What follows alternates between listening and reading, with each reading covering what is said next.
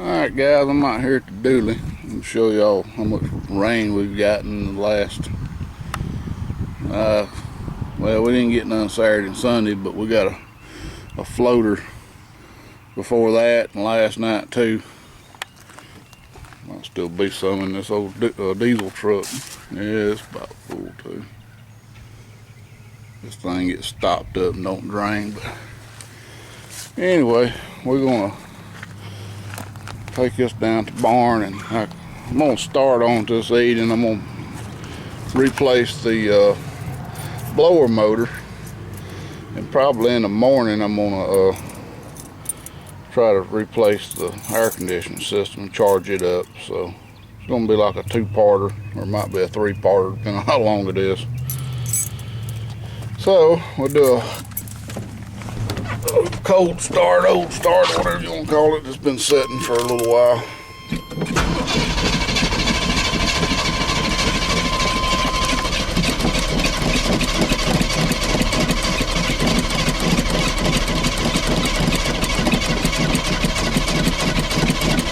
Come on with that. Boy, thing.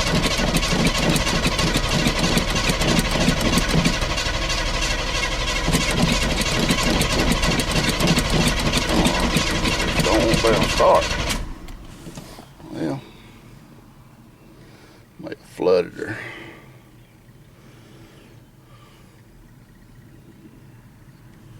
I need to get the choke working in this thing.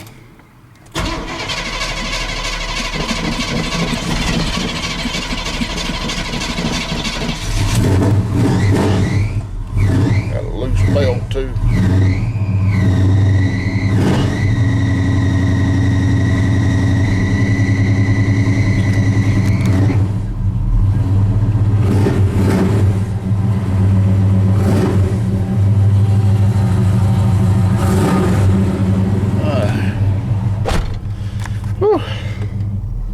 When she sits for a while, she don't like to crank right up. Usually it's a little better than that. I'm also going to be doing a video soon of replacing the window motor in this passenger door, because it has gotten where it's just really slow. So we'll get in here and I'll show you how to change this blower motor out. I should have done it when I changed the motor out on this thing. It'd been a whole lot easier with that fender off.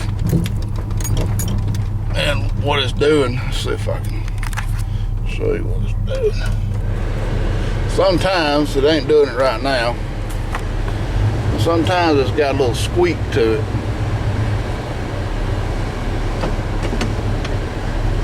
Sounds pretty good right now, but I've already bought a motor for it, so I'm gonna go ahead and change it. See if I can get it in this door right here.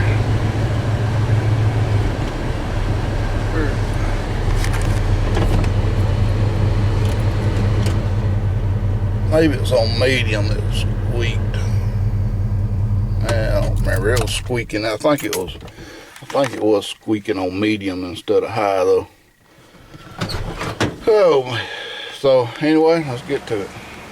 Alright, first thing I do is I do a wash check, because this thing sits most of the time, and Walsh do love to build in vehicles that sit. So hopefully I scared them away when I was driving it. Can't really see good.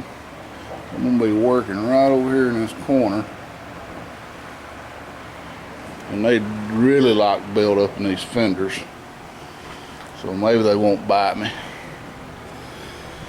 Alright, so here is the motor, and I'm gonna get some light in here. And like I said, if I'd replaced it before I put this inner fender on, it would have been so much easier to get them bottom little nuts, bolts, whatever, screws, whatever you want to call them. Now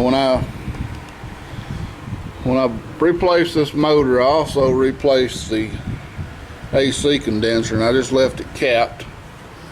And I capped off this right here, but I will be replacing this accumulator. You don't ever want to reuse an accumulator. And anyway, let me get a little light on the subject and we'll get started with this thing. The first thing we'll do, and you can see this little coolant pipe has already come loose. We just want to move it out of the way or take it off. That kind of, I guess, cools the motor off on this thing. And right here we got a power wire, and it just pops free. And then we got a little ground connection right here. We'll take that loose, and then we got several little bolts all around here, and there's one, a hard one to get to is right there, and it's just cause this fender's kind of in the daggum way. But anyway, just want to unscrew all these and try to pull it out of there.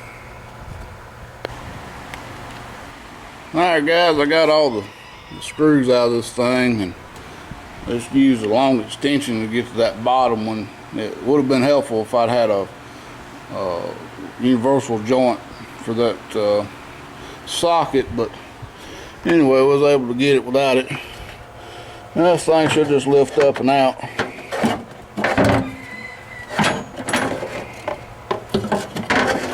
And get the power wire out of my way. And there it is.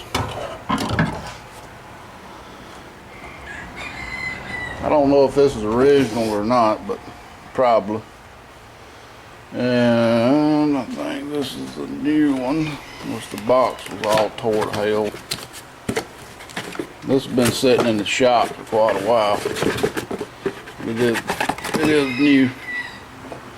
It's got a little weight, a little balance weight on it.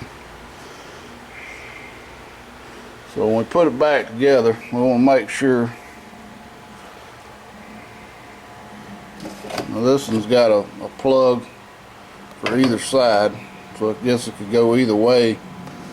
But we want to make sure that this plug. So this one didn't have a plug. This is a factory one. It didn't have a plug for that side, so that's original.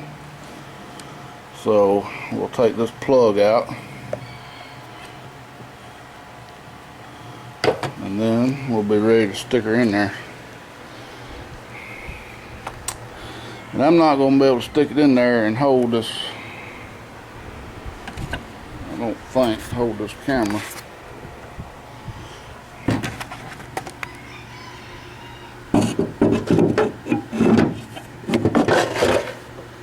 Alright, and we got a, I don't know if you can see, there's a,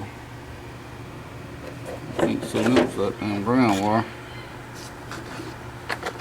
There's a little notch right here, and that should fit into a hole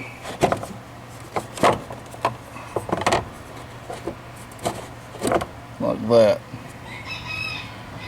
and we're ready to bolt it back in. Alright, so that little bottom screw down there, let's see, I have to pull back a little bit.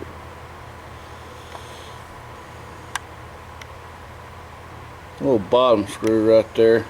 It's kind of a pain to get on there, and I really ain't got it all the way, but I couldn't get my hands down there to thread it.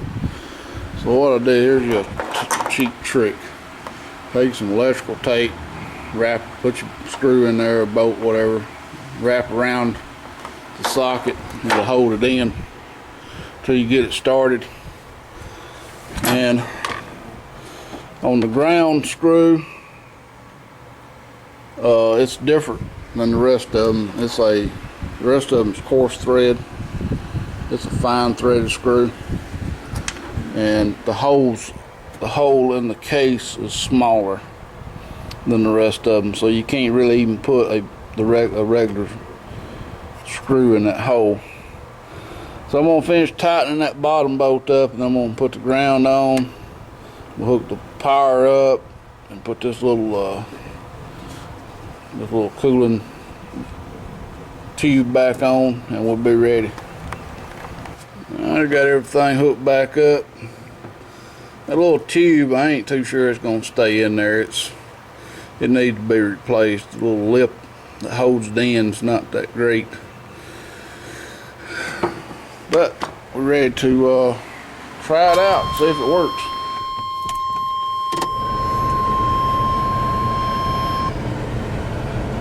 Works good.